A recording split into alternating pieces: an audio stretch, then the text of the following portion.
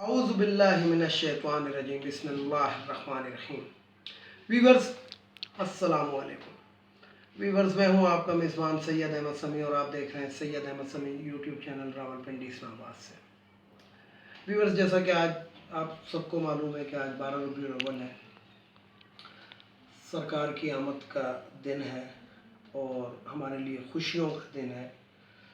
یعنی کہ جتنی بھی کہ اس کو ہم لوگ کہتے ہیں عید میلاد النبی، یعنی کہ پاکستان کے اندر جتنے بھی ہم لوگ مسلمان جو بستے ہیں، اس دن کا ایک خاص قسم کا احترام اور اہتمام کیا جاتا ہے۔ بہرحال بات یہ ہے کہ عید میلاد النبی جو ہے ہماری عیدوں میں سے ایک عید ہے، یعنی کہ عید الفطر، عید الاضحیٰ اور عید میلاد النبی۔ تو اللہ تعالیٰ ہمیں رسول پاک صلی اللہ علیہ وسلم کی شفاعت سے بہرمند فرمائے اور ہر وقت فرمائے۔ یہاں پہ ایک چھوٹی سی بات ایک کہنا چاہوں گا کہ آج سڑکوں پہ، گلیوں میں، ہر جگہ پہ جسے کہتے ہیں کہ فضائل بیان کیے جا رہے ہیں، نعتیں پڑھی جا رہی ہیں، حمد پڑھی جا رہی ہیں اللہ تعالیٰ کی، لیکن مجھے ایک بات سمجھ نہیں آتی کہ سڑک کے ایک سائڈ پہ بھی اسی طرح کی محفل ہے اور دوسری سائڈ پہ بھی اسی طرح کی محفل ہے، اور دونوں نے اسپیکر جو ہیں وہ اتنی تیز کیے ہوئے کہ کوئی ان کی بات نہ سن سکے اور وہ والے جو ہیں ادھر کی بات نہ سن، یعنی کہ نفسہ نفسی کا بھی عالم ہے۔ سڑکوں کو بلاک کر دیا جاتا ہے، 4 سے 6 لوگ ہوتے ہیں کہ اور وہ جناب سڑک پہ جوتے رکھ کے اس کے اوپر بیٹھ جاتے ہیں اور پھر ایک چھوٹی سی نعت ہوتی ہے اور پھر آگے چل پڑتے ہیں۔ یعنی کہ تکالیف دی جاتی ہے۔ رسول پاک صلی اللہ علیہ وسلم جو تھے ان کے راستے میں کفار مکہ جب کانٹے بچھا دیتے تھے تو آپ صلی اللہ علیہ وسلم ان کو صاف کرتے تھے، اور کہتے ہیں کہ اگر کسی کے راستے میں سے ذرا سا ایک کنکر بھی اٹھا کر سائڈ پر کر دیا جائے، یہ سوچتے ہوئے کہ کسی کو تکلیف دے گا، تو اس کا بہت اجر ہے، نہ کہ سڑکیں بند کرنے، سلنسر اتار کے پھرنے۔ ابھی تقریباً کوئی 12 بجے کے قریب میں اور میری بیٹی جو تھی، ہم بازار گئے، مطلب واپسی پہ ہم نے جو دیکھا ایک ایکسیڈنٹ ہوا، تو ایک موٹر سائیکل کا اور ایک گاڑی کا ایکسیڈنٹ ہوا۔ صاحب ہمیں نہیں پتہ کہ ان میں کیا ہوا ہوگا، لیکن گاڑی کی بھی حالت خراب تھی اور موٹر سائیکل جو تھا وہ بھی جسے کہتے ہیں ٹیڑھا میڑھا ہوا پڑا تھا۔ تو جو لوگ ہوں گے وہ اس کو بھی کہیں گے جی شہادت کا رتبہ پا لیا، حالانکہ شہادت کا رتبہ نہیں پایا جب موٹر سائیکل کو ہاتھ چھوڑ کے چلاؤ گے۔ سرکار نے یہ نہیں کہا تھا کہ سلنسر اتار دو، سرکار نے نہیں کہا تھا کہ ہینڈل پہ پیر رکھ کے چلاؤ موٹر سائیکل کے، سرکار نے نہیں کہا تھا کہ اس دن نماز روزہ جو بھی ہے گا تمام کی چھٹی صرف مجھے یاد کرنا، سرکار نے اس طرح کی کوئی بات نہیں کی۔ ایون کہ سرکار نے تو چراغا مراغا بھی نہیں کیا۔ مطلب کوئی تاریخ تو بتائی جائے نا کہ چراغا ہوا تھا، یہ ہوا تھا، لیکن ہم پھر بھی پاکستانی اہتمام کے طور پہ سب کچھ کرنا بھی چاہیے، لیکن یہ نہیں کرنا چاہیے کہ موٹر سائیکلوں کو بے ہنگم دوڑاؤ، سلنسر نکال دو، ہینڈل پہ پیر رکھو، اور کسی کی گاڑی آگے سے آ رہی ہے اس کو راستہ مت دو، کوئی مریض ہے اس کی تکلیف کا اعادہ نہیں کریں، گلیوں میں شور شرابہ کریں، ہو سکتا ہے کہ تکلیف ہو رہی ہو کسی کو، لیکن اس قسم کی کوئی بھی بات جو ہے یہ سرکار نے نہیں کی تھی، یہ ہماری خود پیدا کرتا ہے۔ اب آتے ہیں ذرا سیاست کی جانب۔ تو سیاست کی جانب سب سے پہلے میں آپ کو بات کروں کہ اگر کپتان کی جو عمران خان جس کا نام ہے، اگر اس کی حکومت کسی وجہ سے مہنگائی شنگائی کے اندر کمزور بھی ہونے لگے نا، تو ماشاءاللہ سے لاہور ہائی کورٹ بڑا زبردست ایک ہائی کورٹ ہے، کیونکہ معزز عدلیہ ہے، وہ اس کو ضرور آکسیجن ضرور فراہم کرتے ہیں۔ جس طرح کل انہوں نے ایک فیصلہ دیا، یعنی کہ چینی مافیا پہ جب ہاتھ ڈالا اور اربوں روپے کا ان کے اوپر جرمانہ ہونے لگا، تو انہوں نے لاہور ہائی کورٹ نے اس کو اسٹے دے دیا، اور ایک وہ بھی کر دی کہ قیمتیں آپ نہیں بڑھا سکتے، یعنی کہ حکومت کو، یہ وہی لاہور ہائی کورٹ ہے جو 2 سال ہو گئے خاتون کو اس نے اپنے باپ کی تیمارداری کے لیے بیل بھی دی ہوئی ہے، تہ خانے میں بھی پہنچ جاتا ہے۔ مطلب جو ریکارڈ ہیں گے، اگر یہ جو امریکہ کا جو پریزیڈنٹ تھا یہ جو ہارا ہے، اگر یہ بھی لاہور ہائی کورٹ کے اندر آ کے اسٹے لیتا تو یہ شاید لاہور ہائی کورٹ جو تھا اسٹے دے دیتا۔ اگر اسرائیلی وزیر اعظم یا اسرائیل کا بھی کوئی آ کے نا پاکستان کے خلاف اسٹے لاہور ہائی کورٹ سے لینا چاہے تو میرا خیال ہے دے دے گا. تو اللہ تعالیٰ آج میں برملا کہتا ہوں کہ ان ججوں کے شر سے پاکستان کو بچائے. یہ وہ جج ہیں جو کالے کوٹ کا استعمال کرتے ہیں اور کالے قانون کا استعمال کرتے ہیں. آپ نے دیکھا ہوگا کہ جس طریقے سے افتخار چودھری نے اپنے بیٹے کو نکال لیا، جس طریقے سے قاضی فائز عیسیٰ نکل گیا، اسی طریقے سے یہ جو ہے یہ مجرمان کو کس طریقے سے نکال دیتے ہیں آپ خود سوچیں. دنیا کہتی ہے کہ ہاں جی کرپشن ہوئی ہے، کرپشن کی ہے، کک بیکس کیے ہیں، جیلی اکاؤنٹ نکل آئے ہیں. یعنی کہ آپ دیکھیں کہ مالی جو ہے وہ مالک کو پیسے دے رہا ہے، یعنی کہ مالی نے تنخواہ پہ رکھا ہوا ہے، چوکیدار نے مالک کو تنخواہ پہ رکھا ہوا ہے. یہ تمام چیزیں ان ہائی کورٹس کے سامنے آ رہی ہیں، لیکن مجال ہے کہ ٹس سے مس ہو جائیں. پاکستان کے اندر کل میں نے ایک لفظ کہا تھا کہ یہ امیروں کے لیے جنت ہے، تو یہ انہی مافیاز کے ہاتھوں کے اندر ہے. کل میں نے مہنگائی کے اوپر بڑی بات کی تھی. یہ مہنگائی انہی چیزوں کی پیدا کرتا ہے. اگر ہمارا لوٹا ہوا پیسہ پاکستان کے اندر آ جائے، جو نواز شریف، شہباز شریف اور زرداری صاحب، بلاول صاحب جتنوں نے بھی لوٹا، یہ اگر پاکستان آ جائے تو مہنگائی کا دور دور تک اثر نہ ہے، بلکہ پاکستانی قوم تقریباً 30 سے 40 سال تک بیٹھ کے بھی کھا سکتی ہے، یعنی کہ حکومت ان کو کھلا سکتی ہے. لیکن مسئلہ کیا ہے؟ مسئلہ یہ ہے کہ جو بھی اقتدار کے اندر آتا ہے وہ اتنے مالدار ہو جاتے ہیں کہ جن کی کوئی گنتی ہی نہیں رہتی. آج میں نے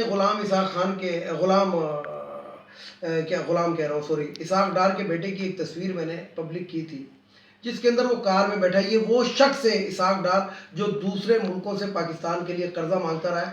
اس کے بیٹے کی حالت دیکھیں کہ وہ کون سی کار میں بیٹھا ہے. صرف میں نے کار دکھائی ہے، اس کے اندر اس کا بیٹا بھی بیٹھا ہوا. اور میں نے نیچے ایک تھر کے بچے کی بھی تصویر دی ہے جن کے لیے قرضہ حاصل کیا جاتا ہے، ان کی کیا حالت. عوام جو ہے نا، عوام وہ صرف اور صرف یہ سوچے کہ کل تک یہ لوگ ایک دوسرے کو گالیاں دیتے تھے. میں مانتا ہوں مہنگائی ہو گئی، لیکن میں اتنا سینس لیس ابھی نہیں ہوا ہوں کہ اس مہنگائی کی وجہ سے ہم آصف علی زرداری اور نواز شریف اور شہباز شریف جیسے کرپٹر لوگوں کو ہم جناب ایک دفعہ موقع دلوا دیں اور ہم ان کو اپنا مسیحا مان لیں. یہ ذہن نہیں مانتا، کیونکہ یہ انہی کی وجہ سے سب کچھ ہوا. دنیا میں ویٹ پرائزز ہائی ہو رہی ہیں، لیکن میں پھر یہی بات کروں گا کہ پاکستان کی اپنی جو پیداوار ہے اس کے اوپر کنٹرول کیا جا سکتا ہے. لیکن وہ کیسے آپ کنٹرول کریں گے جب ماشاءاللہ سے 40 لاکھ افغانی پاکستان کے اندر موجود ہے جو دن اور رات اسمگلنگ یہاں سے کر رہا ہے. جب آٹے کی شارٹیج ہو یہ آٹا اسمگلنگ کرتے ہیں، جب ٹماٹر کی شارٹیج ہو ٹماٹر اسمگلنگ کرتے ہیں. ہر وہ چیز یہ افغانی اسمگل کر دیتے ہیں کہ جس کی پاکستان جو. اور یقین ہے ویورز، میں آپ کو بتاؤں کہ ڈالر اس وقت 152 روپے کے اوپر تھا. میں اس وقت سے اپنی ویڈیوز کے اندر یہ بتاتا رہا ہوں کہ بڑی کثیر تعداد میں افغانی ڈالر افغانستان اسمگل کر رہے ہیں. صرف یہ جو 40 لاکھ کچرا جو پاکستان کے اندر پڑا ہوا ہے نا، افغان مہاجرین کی شکل کے اندر یہ جو کچرا پڑا ہوا ہے، یہ کچرا اگر کوئی بھی حکومت ذرا دل کو سخت کر کے اگر صاف کر دے تو پاکستان میں اتنے مسائل نہیں رہیں گے. لیکن ہر حکومت نے ان کو پروٹیکشن فراہم کیا ہے. یعنی کہ میں کپتان کی بات کرتا ہوں، کپتان کہتا تھا جناب جب کے پی کے میں حکومت تھی کہ ہم ان کو نکال دیں گے، لیکن اب 3 سال ہو گئے کپتان کی حکومت کو. مجال ہے کہ کسی ایک کو تو نکالا. کیمپوں تک محدود کر دیں گے، مجال ہے کہ کسی کو کیمپوں تک محدود کیا ہو. آج ہماری پوزیشن یہ ہے کہ ڈالر جو ہے وہ 172 روپے کے اوپر جو پہنچ چکا ہے. یقین جانے کہ اس کے اندر ان افغانی 40 لاکھ افغانی جو پاکستان کے اندر موجود ہے، اگر یہ ایک ڈالر جو ہے یہاں سے افغانستان بھیجے تو 40 لاکھ ڈالر افغانستان جاتا ہے. آپ اس سے اندازہ لگائیں کتنا یہ لائیو سٹاک ہمارا ادھر ادھر کرتے ہیں جس کی وجہ سے گوشت مہنگا ہے، کتنا یہ ہمارا چکن ادھر ادھر کرتے ہیں جس کی وجہ سے ہمارے ملک پہ چکن مہنگا ہے، کتنا سیمنٹ جا رہا ہے پاکستان سے اسمگل ہو کے جس کی وجہ سے سیمنٹ کی قیمت کہاں سے کہاں پہنچ گئی. اور دوام ان کو کون دے رہا ہے؟ جو ان لوگوں کو پروٹیکشن دے رہا ہے کون دے رہا ہے؟ کے پی کے اندر مولانا فضل الرحمان صاحب دے رہے ہیں، بلوچستان کے اندر اچکزئی صاحب دے رہے ہیں، کیونکہ ان دونوں کا ان علاقوں میں ہولڈ ہے، سرحدی علاقوں میں ہولڈ. اگر پکڑو تو پھر اسلام خطرے میں آ جاتا ہے، پاکستان کی سالمیت کو خطرہ ہو جاتا ہے، ہم یہودی ایجنٹ ہو جاتے ہیں اگر ہم ان کو پکڑ لیں تو، اگر ان کو روکے تو پاکستانی اسی وقت یہودی ایجنٹ بن جاتا ہے پاکستان کا جو بھی حکمران ہو۔ صرف آج کل آپ زیادہ نہیں، ذرا کسی بھی فیس بک پہ فضل الرحمان کو لائیو دیکھ لیں، کسی بھی مطلب چینل کے اوپر لائیو اس کو دیکھ لیں، چہرے کے اوپر اللہ تعالیٰ نے تقریباً تمام دنیا کی لعنتیں برسا دی ہیں، لیکن جھوٹ بولنے سے باز نہیں آئے گا۔ اس کی ویڈیوز میں اکثر شیئر کرتا رہتا ہوں، جس کے اندر یہ کبھی نواز شریف کو برا کہہ رہا ہے، کبھی زرداری کو برا کہہ رہا ہے، اور پھر انہی کو گندے انڈوں کو نیچے لے کر یہ اوپر بیٹھا ہوا۔ کیونکہ مولانا نے بے نظیر کی جو پہلی حکومت تھی اس کے اندر اس نے مخالفت کی تھی، لیکن اس کے بعد اس کو سمجھ آ گیا تھا کہ اگر سیاست کرنی ہے تو حکومت میں رہ کے کرنی ہے، اور پہلی دفعہ ایسی حکومت ہے کہ جس کے اندر فضل الرحمان عرف بلیک شیپ موجود نہیں ہے، جس کی وجہ سے ملک کے اندر یہ افراتفری پھیلانے کی کوشش کر رہا ہے، دین فروش ملک۔ اب دوسری طرف آتے ہیں ذرا شہباز شریف کی طرف۔ جب اس کی ایف آئی اے کے اندر پیشی تھی تو اس وقت یہ سیڑھیوں سے گر کے اس کی کمر میں درد ہو گیا تھا، ڈاکٹر نے 2 دن کا ریسٹ دے دیا تھا۔ جب وہ پیشی گزر گئی تو یہ بالکل ہٹا کٹا ہو گیا، آج کل خوب موصوف گھوم رہے ہیں، پھر رہے ہیں، سب کچھ کر رہے ہیں، قومی اسمبلی کے اندر خطاب کرتے ہیں جناب ہم مہنگائی کے خلاف سڑکوں پر آ جائیں گے۔ او بھائی، آپ کے دور میں کون سی چیز سستی تھی ذرا یہ بتا دیں۔ بلاول بھٹو صاحب جو ہیں، خواجہ سراب بلاول بھٹو، اب تو ایک اور بھٹو بھی پیدا ہو گیا، بختاور ہے کہ وہ کون سی ہے گی اس کا بیٹا۔ تو مقصد یہ کہ ذرا 2023 ہونے لے دیں، شاید بھٹو بھی مر جائے اور شاید شہر جو ہے وہ بھی پتہ لگ جائے کہ گدھا تھا۔ تو میری تو یہ دلی دعا ہے۔ لیکن میں بلاول بھٹو سے ایک بات پوچھتا ہوں، وہ یہ کہ 15 سال سے آپ سندھ پہ حکومت کر رہے ہیں، 15 سال سندھ کے اندر ہر چیز کے آپ مالک ہیں، یہ بتائیں کہ سندھ کے اندر سستائی کیوں نہیں ہے؟ آدھے سے زیادہ شوگر ملوں کے مالک نون لیگ کے مالکان اور پاکستان پیپلز پارٹی کے حاکم وغیرہ ہیں، تو مہنگائی کے اندر عوام پس رہے ہیں۔ یہ اپنے شوگر ملوں کی چینی کے اوپر کیوں نہیں اعلان کر دیتے کہ اتفاق شوگر مل کی جو چینی ہے وہ 50 روپے کلو ملے گی، یا زرداری شوگر مل کی چینی جو ہے وہ 50 روپے کلو ملے گی؟ کیوں نہیں کرتے؟ عوام کے لیے آپ کر رہے ہیں نا۔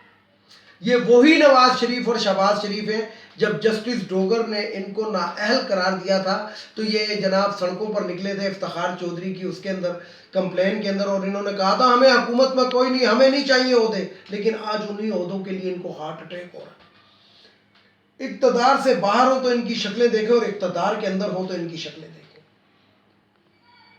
قطریوں نے اپنا جہاز دے کے فرار کرایا نواز شریف کو، آج قطری مانگ کیا رہے ہیں یہ آپ کو بھی پتا ہے، ہر سوشل میڈیا سے پتہ لگی کیا ہوگا۔ تو ویورز بات یہ ہے کہ ان کو بھی موقع دے کے دیکھیں، اب ذرا خان کو بھی موقع دے کے دیکھتے ہیں۔